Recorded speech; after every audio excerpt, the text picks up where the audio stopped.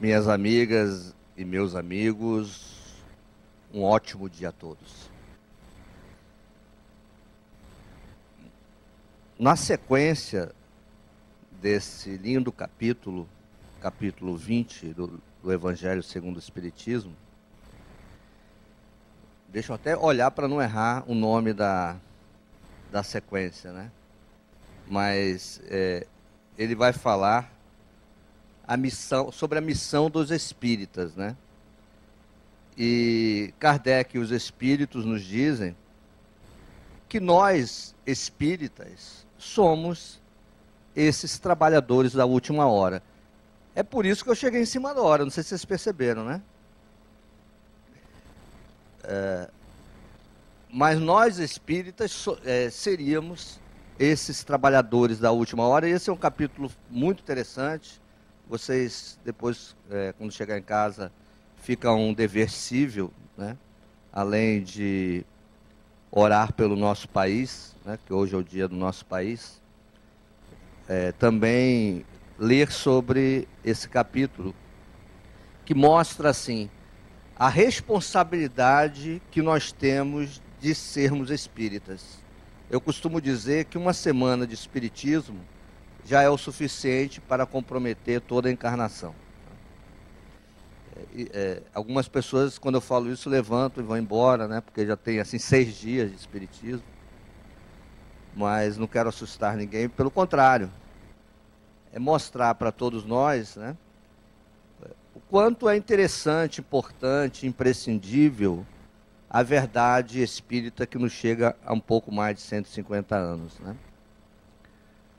A possibilidade que o Espiritismo nos traz de unir a moral evangélica, a moral de Jesus, com a necessidade de evolução de cada um, com o fato da gente assumir a responsabilidade pela nossa própria vida. E é esse o convite que o Espiritismo nos faz, né? Vamos trabalhar para quem, né? Trabalhadores da última hora. Nós vamos trabalhar sobre, eu diria assim, nós temos 3 vertentes para esse nosso trabalho. A gente vai ter um trabalho para nós mesmos, então nós vamos trabalhar em virtude da gente, de nós mesmos. Nós vamos trabalhar para o outro, para o próximo, porque quando a gente fala de trabalhadores, a gente acha apenas que a gente está trabalhando para os outros, né? Sobretudo trabalhadores dessa área espírita, a gente não é o pessoal, o trabalhador da casa, que vai ajudar o próximo, mas na verdade a gente está ajudando a gente mesmo, é o primeiro ponto. Mas o segundo ponto é esse trabalho com o próximo. E o terceiro é o trabalho universal, né? Um trabalho divino, que todos nós temos participação. Então, esse é um convite que precisamos estar atentos, porque às vezes nós não nos damos conta, né? Não nos damos conta desse modelo novo que o Espiritismo nos propõe. E é um modelo tão novo que o Espiritismo faz mais sucesso num país novo como o Brasil. Então, os brasileiros também são os trabalhadores da última hora. Eu sei que muitas vezes algumas pessoas falam, eu queria sair desse país, eu queria ir embora daqui, né? Eu queria não ter nascido aqui. Eu penso o contrário. Eu tenho certeza absoluta que eu gastei muita lábia lá em cima, né? Quando eu disse assim, eu quero reencarnar no Brasil, né? Eu pedi muito para reencarnar aqui, tenho certeza disso. E é uma oportunidade maravilhosa de estar encarnado aqui, porque é um país de grandes possibilidades, inclusive da gente fazer uma nova maneira, uma nova religião, uma nova maneira filosófica de olhar a vida, né? É o que nós estamos fazendo com o Espiritismo. Porque se o Espiritismo nasceu na Europa, no berço da inteligência lógico-racional, no berço da civilização ocidental, é verdade também que ele tomou sua forma, seu jeito, sua cor, sua maneira, né? No Brasil. Nunca mais o espiritismo será o mesmo depois de nós, brasileiros, termos consolidado, né? E nós, brasileiros, consolidamos de uma forma muito interessante. Nós não fizemos, de maneira proposital, seguindo as orientações dos espíritos na codificação básica, ou seja, pelo próprio jeito do brasileiro de ser, né?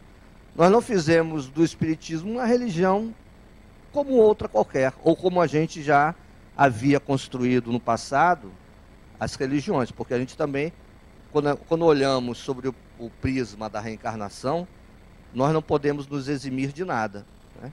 Se a gente falar mal de uma religião, a gente tem que se lembrar que aquela religião que a gente está falando mal, nós já participamos, já desenvolvemos ela, já lutamos por ela em outra encarnação. Se a gente fala mal de uma cultura, é a mesma coisa, porque nós já passamos por muitas experiências, né?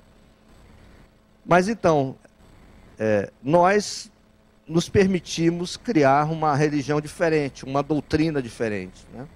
Tanto é que nós espíritas não somos os mais numerosos do ponto de vista, né, do censo, né, do IBGE, não. Temos lá o quê? 3%, 2,5%, né, de espíritas no Brasil. Mas, se você perguntar, igual aquele negócio de segundo time, né? Se você perguntar para todo mundo aí qual é a sua segunda religião, né, quase todo mundo aí vai dizer que é espírita. Ou melhor, se você perguntar, como eu já perguntei para vários católicos, evangélicos, né? Você acredita em reencarnação? O pessoal, acredito. Mas seu pastor não, seu padre não. Não, mas eu acredito em reencarnação. Você vê espírito? Eu vejo. Mediunidade, né? Então, nós estamos envolvendo o nosso país com as verdades espíritas, né? Que, aliás, é o grande papel do espiritismo, né? O papel do espiritismo não é fazer as pessoas espíritas, transformarem ela em espíritas religiosos, mas é, sobretudo, mostrar para as pessoas: ei, você é um espírito, né? Esse é o papel do espiritismo. Você é um espírito, eu sou um espírito, nós somos espíritos. Então, os trabalhadores da última hora são esses que começamos a ter uma nova visão, uma nova maneira de encarar a realidade, uma nova maneira de encarar a espiritualidade, de encarar a religiosidade. Ora, desenvolvendo a nós mesmos uma crença diferente sobre a vida, ora, olhando o próximo, não mais apenas ou como uma pessoa que é muito próxima a mim, que é da minha família, que é do meu seio de amizade, ou, se não for assim, é um estranho, eu não tenho interesse, pelo contrário, pode até ser o inimigo, né? Então, nós temos que olhar pela vertente de que o outro vai ser sempre uma oportunidade de crescimento para mim, porque é no outro que nós crescemos. E quando olhamos pelo prisma das inúmeras vezes que já estivemos reencarnados, a gente pode até mesmo perceber se aquela pessoa que nós temos tanta rixa, tanto rancor, não seria uma oportunidade que nós temos de rever antigos conflitos, né? De resolver antigos conflitos, de buscarmos o perdão, que, aliás, é a ferramenta principal para resolvermos qualquer coisa, né? Quando eu digo assim que esses olhares sobre o eu, sobre o próximo e sobre Deus, isso deve passar pela palavra perdão, porque nós nos culpamos muito, né? A culpamização, aí eu já estou pegando assim um certo vício da Saramandaia, né? Inventar palavras novas, né? Da novela Saramandaia, a culpamização. Mas o fato da gente se culpar demais, né, leva a frear a nossa evolução espiritual, né? Porque quando a gente se culpa muito, né, é a falta do perdão de nós para nós mesmos. A gente fez algo que poderia ter, digamos, quebrado um acordo meu e com Deus, e nós começamos a nos culpar. Às vezes, isso é até verdade, às vezes fazemos coisas que infringem a lei de Deus. Mas quantas vezes nós nos culpamos por algo que a sociedade disse que faz mal, né? Ou a nossa criação disse que não é correto, ou que as religiões antigas disseram que é pecado. Pecado, né? Você vai arder no fogo dos infernos. Essa maneira de olhar a vida, nos culpando, nos colocando limite, não dá mais para aceitarmos, para que a gente possa dar passos mais significativos na nossa evolução espiritual. Então a gente precisa entender que somos um ser imperfeito, né? Esse é um ponto. Somos um ser imperfeito. Estamos aqui para aprender. Nós não estamos aqui nesse planeta azul para sofrer, né? Se a gente sofre, algum problema estamos tendo. Mas nós viemos aqui para aprender algo. Cometemos vários deslizes, vários erros, cometemos, né? Chegamos, né, como os trabalhadores da última hora, chegamos. Mas é necessário que a gente olhe para nós mesmos e aceite as nossas fraquezas. Porque são das fraquezas, ou melhor, do reconhecimento delas, é que podemos crescer, né? Quando eu vou fazer uma consultoria numa empresa, e o pessoal que trabalha com empresas deve saber disso, a gente vai olhar, a gente vai fazer um planejamento estratégico, por exemplo, a gente não olha só as virtudes da empresa, não, né? A gente tem até um termo que a gente fala, fraquezas, né? Olhar as fraquezas da empresa. Quando um psicólogo vai conversar com o seu atendente, um terapeuta, ele vai olhar essas fraquezas, o que na psicologia junguiana chamam-se de sombra, né? Vai olhar a sombra. A sombra não é algo ruim também, não. É apenas algo que a gente não sabe o que tem, né? Algo que a gente precisa trabalhar. E que é necessário esse encontro nosso com a gente mesmo, com a nossa essência. Porque a gente, quando a gente reencarna, a gente fica meio que na superfície das coisas, né?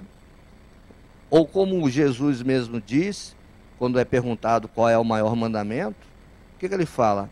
Amar a Deus sobre todas as coisas e ao próximo como a si mesmo, né? Ele dá a receita do bolo da nossa felicidade em um estalar de dedos, né? A sabedoria, toda a sabedoria que a gente precisa para viver feliz, já foi dito para a gente há 2000 anos atrás, né? A gente só está repetindo. Agora talvez com um novo olhar, né? O olhar espírita, né? Então a gente pode se amar, pode se aceitar. Claro que esse amar não é ficar louco, desesperado por si mesmo, né? Ah, eu sou lindo, maravilhoso, entendeu? Não, aí você já está se achando demais, a última bolacha do pacote, né? Não, também não é por aí. O amar de Jesus é aceitar o outro, se relacionar com o outro, né? Resolver o conflito com você mesmo. Resolva a sua vida. Esteja de bem com a vida, né? Como Jesus foi de bem com a vida, né? Não pense que Jesus era um cara carrancudo, chegava, né, nas reuniões mal-humorado. Se fosse assim, ele não ganhava discípulo nenhum, né? Não, Jesus era uma pessoa de bem com a vida, né? Vivia bem, se divertia vivendo, né? Agora, obviamente na hora de falar sério, ele falava sério, e falava não para a vida ali, né, daquela instituição, daquela organização, daquele país. Ele falava para os espíritos, não apenas para os seres humanos, mas para a essência. E é por isso que a mensagem dele é tão profunda que até hoje nós tentamos decodificar, né? Nós tentamos não só entender, mas sobretudo exercitar. Porque, como diz uma música muito interessante, a lição nós sabemos de cor, só nos resta aprender, fazer, tentar, né? Então, essa lição a gente já sabe há muito tempo. Esse encontro que a gente deve ter com a gente mesmo, a gente já sabe há muito tempo. Esse auto-perdão que nós devemos ter para não nos sentirmos culpados é algo extremamente importante para que a gente avance, né? Para que a gente dê passos significativos, para que possamos colocar uma doutrina fantástica, como é a doutrina espírita, a serviço da nossa felicidade e a serviço da felicidade do próximo, né? Porque essas coisas não são separadas. Nós não vamos, tá bom, mas eu resolvi, viu, seja, eu resolvi nessa encarnação seguir só a primeira parte que Jesus falou, vou amar a mim mesmo, na próxima vou amar o próximo, e depois, quem sabe, amar a Deus. Não, o segredo da vida é a gente saber juntar essas três vertentes do amor, né? Ou do lidar com o outro, ou do lidar consigo mesmo, ao mesmo tempo, como um instrumento, uma bússola. Bússola hoje em dia está meio defasado, né? GPS agora, né? Como um GPS, com que faça que a gente se oriente nos momentos difíceis e também que nos dê energia nos momentos que estamos ali a todo vapor. Então esse encontro com o próximo também, esse olhar para o próximo, que é algo que o Espiritismo nos traz, né? Quando perguntam aos espíritos qual é o grande mandamento do Espiritismo, a gente não fala assim, olha, fora do Espiritismo não há salvação, né? Porque se a gente diz que o papel do Espiritismo não é nos tornar espíritas, mas nos tornar espíritos, né? Ou nos fazermos nos lembrar que somos espíritos. Então, o lema não pode ser, se você não acreditar em Kardec, né? Já era. Não. Pelo contrário, né? A gente diz assim, olha, se você acreditar, ou melhor, se você ler, estudar, entender e praticar o Espiritismo, você vai ser mais responsável ainda pela sua vida, né? Então o lema do Espiritismo não é nem, se você não entrar na minha religião, ou se você não praticar aquilo que eu pratico, você, já era. Não. O que a gente diz é assim, olha, fora da caridade, né, não há salvação. Óbvio que lendo, né, interpretando o que é salvação, porque a gente ainda tem um pouco desse pé, né, no antigo, ainda é difícil a gente quebrar nosso paradigma, né? Então, até o tema, né, um dos temas do Espiritismo, fora da caridade não há salvação, ainda nos remonta a uma época de que a gente quer se salvar. Mas salvar do quê? Né? Porque a gente tem que salvar do quê? Dentro de uma ótica nova, a gente não precisa se salvar de nada, né? Porque a gente não vai salvar do fogo eterno do inferno, a gente tem só que evoluir sempre, né? Que, aliás, é o único dogma nosso, né, espírita. Evoluir sempre, tal é a lei. É isso que é necessário. Mas o Espiritismo nos traz assim, olha, se você quer adiantar seu processo evolutivo, existe uma ferramenta fantástica que é a caridade. A caridade, sim, é o diferencial que você pode ter na sua vida para alavancar você como um espírito em processo de evolução, né? A caridade é ajudar, por exemplo, a harmonia, né, com bens materiais, né, com o tempo de vocês. Mas também não é só isso, né? A caridade é, por exemplo, colocar o ombro amigo, né, para um amigo que está precisando desabafar. Ligar para uma pessoa, para um amigo que não está há muito tempo, você não fala. Conversar com quem está precisando. Essas coisas são caridades, né? É colocar o amor em ação, né? Então, estar com o próximo é importantíssimo. Até mesmo porque o próximo é uma ferramenta para você, é no outro que você se vê, né? Uma vez eu estava coordenando um grupo, e aí uma pessoa chegou assim para mim e falou: Sócrates, eu tenho que conversar com você, porque você é meu coordenador, eu não gosto de fulana. Aí eu: mas por que você não gosta de fulana? Não, porque fulana, eu não quero falar não, eu não vou dizer, mas tá bom, eu vou dizer ela, eu vou dizer. É porque fulana é fofoqueira, né? Porque fulana fez isso, porque fez aquilo, porque não sei o quê, em 1800, ou 1900 não sei o que, ela fez aquilo outro, tá? Aí começou a falar mal. Mas também tem outra pessoa que eu não gosto muito, que fica muito com ela, que é Ciclano. Porque Ciclano fez isso e tal. Aí eu falei: mas ela é o quê mesmo? Ela é fofoqueira, né? Aí eu falei: você é o quê mesmo? Aí ela não entendeu. Eu falei: não, eu estou brincando. Quer dizer, a pessoa vê no outro, né, aquilo que ela é. Né? Claro que existem pessoas perspicazes, né, que olham assim, vê a característica da personalidade do outro. Mas eu não estou dizendo esse tipo de pessoas que percebem isso. Estou dizendo que quando a gente se revolta, né, ou quando a gente se incomoda com características do outro, é porque aquilo está mexendo com a gente. Né? Então, é uma maneira de evoluir também. Por que aquela característica de fulano me incomoda tanto, né? Por que isso está acontecendo comigo? É uma oportunidade de crescimento. É uma oportunidade de olhar para aquilo ali e dizer: poxa, deixa eu ir em frente.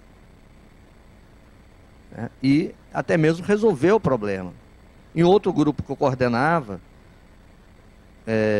eu estava falando sobre perdão, e aí uma pessoa falou: só que é o seguinte, eu tenho um problema, eu briguei com uma pessoa há muito tempo, uma amiga, e agora é o seguinte, ela é que foi a responsável pelo problema, né? Eu não sei, não posso julgar, né? Mas ela que estava dizendo, ela que foi a responsável pelo problema. Eu quero saber o seguinte: quem você acha que deve perdoar? Ela me contou mais detalhes da história, né? Obviamente, trazendo o peixe para a sua brasa, né? Eu falei, aí eu disse uma pergunta, né? Que eu acho que você já deve perceber sobre a questão da responsabilidade. Eu perguntei assim: vem cá, ela é espírita? Aí ela disse: não, não é espírita. Eu falei: então você é que tem que buscar o perdão, o reconciliamento. Né? Nós espíritas temos esse dever, porque olha só o manancial de conhecimento e de informações que nós estamos recebendo há mais de 150 anos, e continuamos a receber a quantidade de livros, de obras, né, de publicações na internet, que fala sobre a necessidade de perdoar, mas que fala também sobre reencarnação, que diz que aquela pessoa que você tem algum problema, algum conflito, pode já ter sido parente seu na outra encarnação, pode já ter sido algum ente querido, até um grande amor, né? E que algum problema aconteceu na outra vida e vocês trazem para essa aqui. Então, há inúmeras possibilidades de reflexões sobre os conflitos que temos com o outro. E o perdão é necessário. Eu costumo dizer assim, que às vezes as pessoas acham que perdoar é um sinal de fraqueza, né? Pelo contrário, perdoar é um sinal de grandeza, né? Não é de fraqueza. Mas é porque vai parecer que eu sou meio assim, sabe? Estou pedindo perdão. Não, não é. Pedir perdão não é dizer que o outro estava certo. Porque se alguém fez alguma besteira muito grande, você está convicto disso, você não vai mudar de ideia a respeito daquilo. Né? Mas é dizer que apesar daquilo tudo, né? Apesar disso tudo que aconteceu, eu quero te perdoar, eu quero entender aquilo, porque você começa a perceber que assim, será que eu não já fiz, e olha só como o Espiritismo é fantástico, será que eu não já fiz aquilo que eu estou condenando o outro em outra vida? Provavelmente sim. Né? Provavelmente sim. Porque a gente já fez tanta besteira lá para trás, né? Já fizemos muitos acertos também, né? A gente também não pode dizer que acha que só fez besteira, não. Nós vivemos muito, né? Todos nós aqui somos espíritos velhos, né? E já cometemos muitos erros e acertos no passado. Mas você condenar alguém por um ato agora, tudo bem. Mas lembre-se de que você já passou por aquilo, muito provavelmente. Se não, aquele exato problema que você está condenando, com certeza, algo parecido ou pior, né? Então, essa nossa compreensão de vidas passadas dá a nós uma força, né? Ou até mais, assim, quase que uma obrigação, né? De entender o próximo, né? Entender o próximo não é dizer que ele está certo, mais uma vez, é entender o que aconteceu, entender suas razões, né? Se colocar no lugar do outro, né? Num exercício de empatia, que são etapas de perdoar, né? Para a gente não ficar assim, como eu já vi muitas pessoas me dizerem assim: ah, Sócrates, perdoar eu perdoo, mas eu não esqueço, né? Aí, quer dizer, perdoou não, né? Porque o perdão é de coração, né? E esse convite dos trabalhadores da última hora, né, que os espíritos nos convidou, né, a todos nós que estamos aqui, a todos nós brasileiros, de uma maneira geral, a todos da humanidade, esse convite nos mostra assim: olha, as coisas do Espírito, elas têm que ser verdadeiras. Cada vez mais nós, encarnados, devemos buscar a verdade, né? Então, quando a gente perdoa, tem que ser perdão do coração, não é apenas a palavra, ah, eu te perdoo, né? Mas por dentro está lá querendo retorcer ele, até mesmo porque nós entendemos que quando há uma mágoa, um ressentimento muito forte com o outro, mesmo que você diga a palavra que perdoa e no fundo do seu coração e da sua mente você não perdoou, há um laço fluídico entre você e aquela pessoa que você não perdoou, né? Há um laço, não é só uma questão apenas moral, mas há uma questão aí fluídica entre você e a pessoa que você sente uma mágoa muito grande, ou sente um ódio, né? Um ressentimento. Não é aquele negócio de, ah, pisou no meu calo, tal, não estou chateado, não. Mas aquele ressentimento, aquela mágoa, aquele ódio, tal, isso gera o ódio gera um laço fluídico tão grande quanto o amor, né? Tanto que a gente diz até que pode ser o outro lado da mesma moeda, né? E percebemos isso em reuniões mediúnicas de desobsessão, que muitos rancores, né, porque uma obsessão, na maioria das vezes, são esses quiprocós, né, como diria antigamente, esses conflitos mal resolvidos, né, de encarnações passadas. Então, a gente percebe muitas vezes que esses conflitos mal resolvidos, essas obsessões, esses ódios, esses rancores, que às vezes levam encarnações, séculos, milênios, começaram com duas pessoas que se amavam, né? Então, um conselho aqui: se você está encarnado com alguém, que você está vivendo esse quiprocó, né, resolva logo nessa encarnação, para não ter que vir dia de quarta-feira, né, na próxima encarnação aqui no Harmonia, né? Pode vir só para assistir a palestra, mas não precisa, né, vir na reunião de obsessão. Então, e você pode vir, inclusive, para você não vir como espírito, né, também, né? Estarmos encarnados é uma possibilidade, né? Aliás, eu vou até falar sobre reencarnação, agora, daqui a pouco, no curso básico. Quando me convidaram, será que não é muito... Cecília me convidou aqui, minha amiga Esté, para falar no Evangelho. Eu fiquei pensando, será que não é muito tempo de Sócrates falando, não, né? Mas como eu gosto de falar de espiritismo, então, se quiserem ficar até meia-noite, eu fico falando aqui. Mas assim, o perdão, do ponto de vista espírita, não é apenas uma palavra de cunho moral, mas é uma ação que a gente deve ter, né, para criar esse novo relacionamento meu com o próximo, um relacionamento mais verdadeiro, que é o convite do espiritismo. um relacionamento mais verdadeiro com você mesmo, né? Assumir os seus erros, assumir seus acertos, assumir quem você é, o que você está fazendo aqui nesse planetinha azul, né? Porque a gente veio fazer alguma coisa aqui, a gente não está aqui por acaso, alguma coisa ou algumas coisas, né? Não viemos aqui para sofrer, como já disse, né? Aqui não é nenhuma prisão, mas também não é uma colônia de férias, né? É um lugar para se aprender, para se trabalhar, para exercer aquilo que você imaginou no plano espiritual, que você prorrogou por algumas encarnações, né?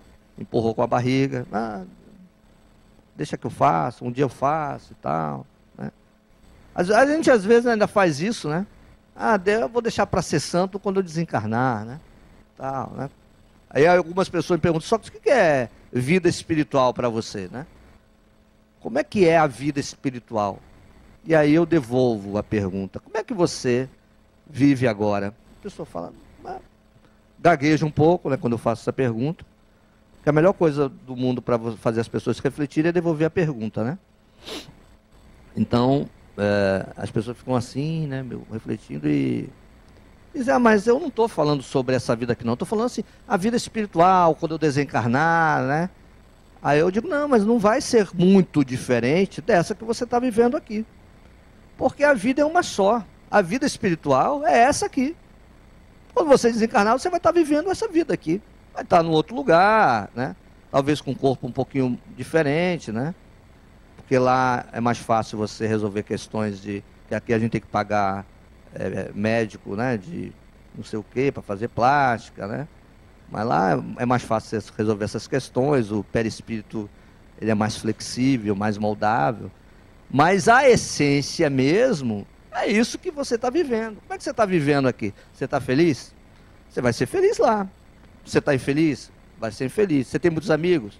Vai ter muitos amigos lá. Tem muitos inimigos? Opa, se cuida, né? Resolve, perdoa, pede perdão, né? A vida vai ser bem parecida, né? Muito parecida. É claro, quando a gente desencarna, a gente se livra dessa matéria grossa, né? Porque a gente dá vida. Porque até isso a gente é meio iludido, né? A gente acha que quando a gente desencarna, a gente vive sem matéria. Não. A gente vive com matéria sutil, né? Uma matéria sutil. Vocês percebem aí em filmes como O Nosso Lar, em todos os livros que relatam, que as pessoas vivem em prédios, usam cadeiras, comem meia, tem comida, bebida. Então a gente vive bem parecido com aqui. Claro que a energia, né, que existe lá e que condensa a matéria é muito mais sutil do que essa que nós vivemos. Essa matéria densa que nós vivemos aqui inibe algumas coisas e aí a gente até se protege, né? A gente até se protege de algumas coisas aqui. É claro que outras também a gente pode até não evoluir porque a gente não consegue se livrar dos chamados da matéria, né? Então, a matéria tem suas... A matéria densa, né, que nós estamos encarnados, tem suas vantagens e suas desvantagens. Claro que tem vantagem, né? Senão a gente não estava vivendo aqui. Nós vivemos onde a gente precisa crescer, né? Então, a vida espiritual é essa vida que nós estamos tendo, né? Ora encarnado, ora desencarnado.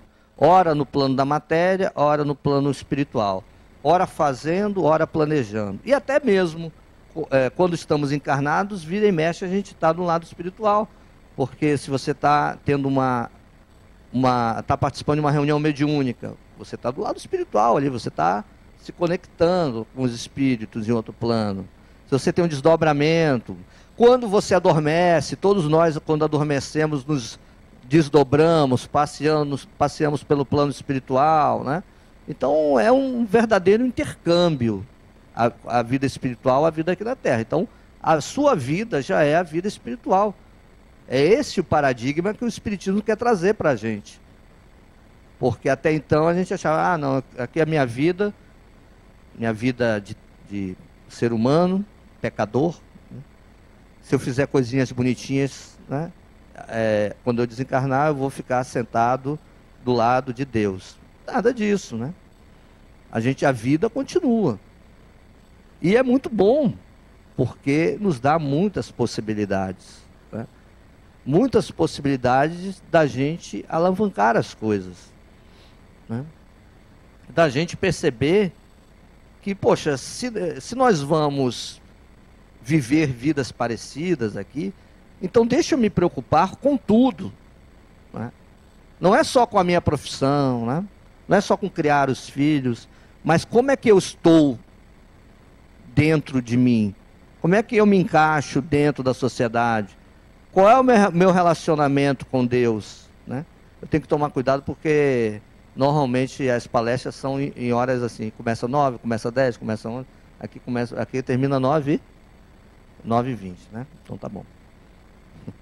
Mas assim, esse relacionamento com o divino, com Deus, é um outro paradigma que o Espiritismo nos convida a ter como trabalhadores da última hora, né?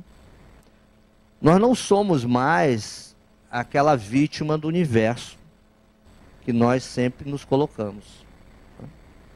Ah, mas minha vida é infeliz porque Deus quis assim. E fulano de tal é um sortudo, Deus olha para ele. Não. Isso é uma verdade, a gente olhando pela doutrina espírita? Cada um está passando pela dificuldade que precisa. Cada um está passando pelo exercício importante para você.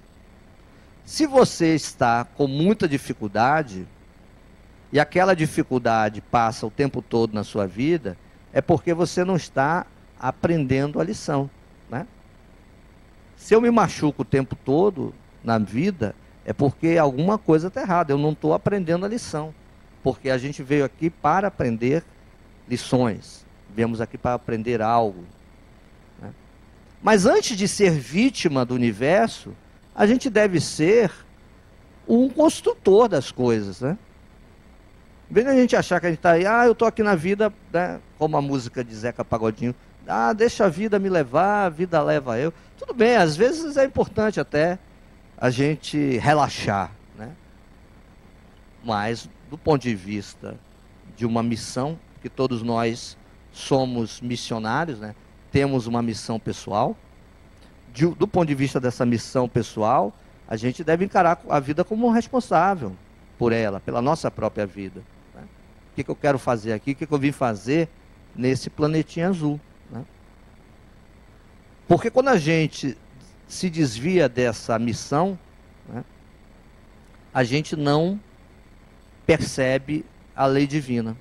Quando a gente está nessa missão, está seguindo essa missão, está olhando para ela, a gente percebe a lei divina. Deus, né, atuando, as coisas começam a dar certo. E mesmo as dificuldades parece que não são tão difíceis assim. A gente começa a entender que aquela dificuldade ali é uma maneira da gente aprender, né? E que eu sofro muito porque eu vejo a vida da maneira errada, né? Não vejo da maneira certa.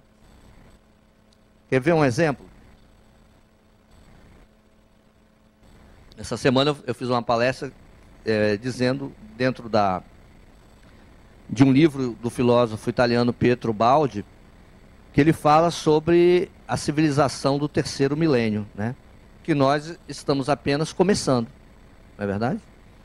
Temos 13 anos, 12, né? Porque 2000 era do segundo milênio, né? Então, a partir de 2001, né? Então temos 12 ou 13 anos no terceiro milênio, ou seja, ainda temos 987 anos aí para terminar o terceiro milênio. Mas estamos já no terceiro milênio.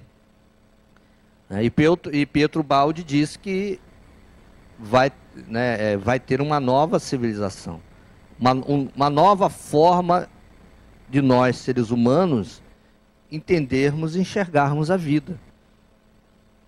E trazendo para a codificação espírita, que diz que nós vivemos, né, ou vivíamos, não sei muito bem, num planeta de provas e expiações, e que estamos migrando, e eu imagino que esteja acontecendo, para um planeta de regeneração, um mundo de regeneração, Nós começamos, então, olha, se eu estou migrando, eu tenho que me migrar do ponto de vista espiritual, do ponto de vista pessoal. Eu tenho que perceber o que eu estou fazendo, né? Porque as atitudes que eu tinha num planeta de sofrimento não pode ser as mesmas atitudes que eu vou ter num novo tipo de mundo.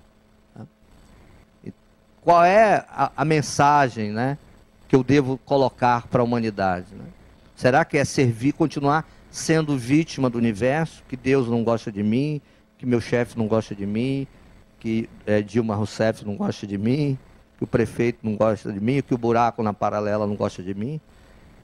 Então, eu falando isso no centro espírita, né, eu me lembrei de um exemplo bem claro que as coisas estão a mudar. Né? Embora, obviamente, a gente está... É claro que essas coisas, elas não são... a partir de 2000 entramos numa nova humanidade. Não é assim, né? É apenas uma referência, né? Mas tem coisas que estão mudando, a gente não pode fechar os olhos. Por exemplo, eu digo até isso em algumas aulas sobre reencarnação.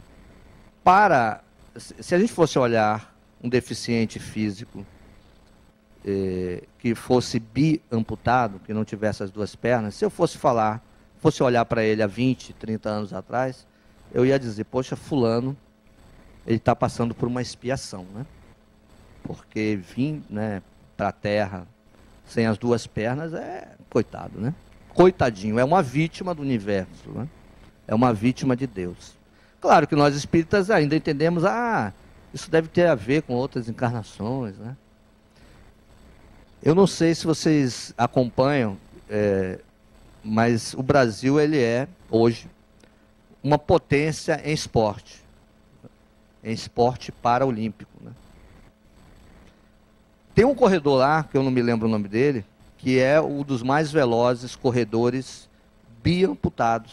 Ele usa uma prótese, não sei se vocês já viram.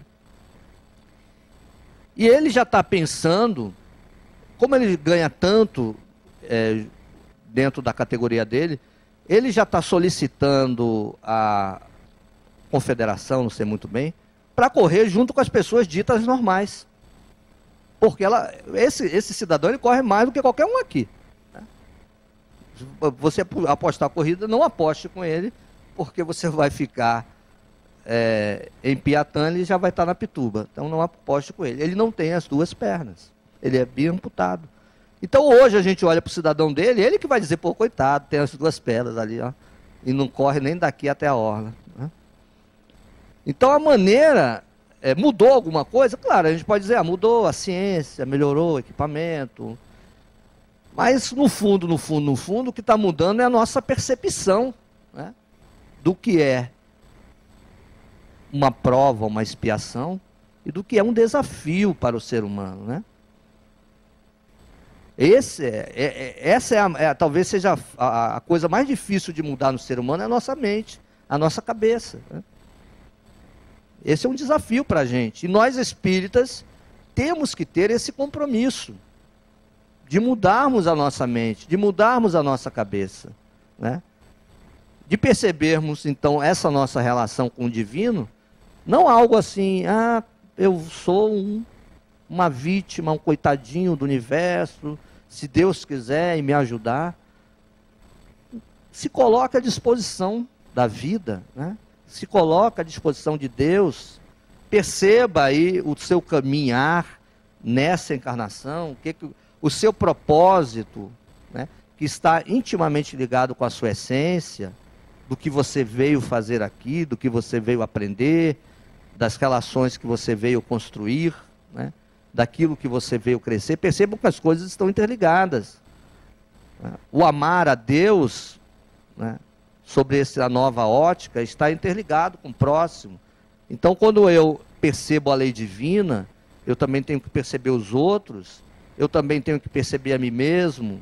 Quando eu me conheço melhor, eu começo a perceber a minha missão, o que eu vim fazer aqui, a minha ligação com a lei divina, e que a gente não pode deixar o próximo de fora, porque isso tudo está interligado. Né? Isso tudo faz parte do nosso crescimento espiritual. Ter esse tipo de compreensão é fundamental para que a gente dê esses próximos passos que a sociedade estão a nos pedir. Nós estamos mudando. E graças a Deus, como eu disse no início, nós reencarnamos no Brasil. Eu acredito que o Brasil é o país do futuro mesmo. Mas não talvez do futuro material. Talvez seja, não sei, né? Mas sobretudo de uma nova visão humana, sem preconceito, né? Ou com menos preconceito. A gente ainda tem um monte de preconceito, mas vai comparar com a Europa ou com os Estados Unidos, não temos quase nada, se a gente comparar. Fizemos manifestações aí, há 2 meses atrás, mais ou menos, 1 milhão, 2 milhões de pessoas nas ruas, tivemos pouquíssima violência verdadeira. O Egito fez em um dia, morreram quase 1.000 pessoas. Claro que a gente quer cada vez mais que as polícias batam menos, prendam os verdadeiros bandidos, e respeitem as pessoas. Mas nós temos que ter autoestima por sermos brasileiros. Temos que agradecer a Deus por estarmos encarnados aqui.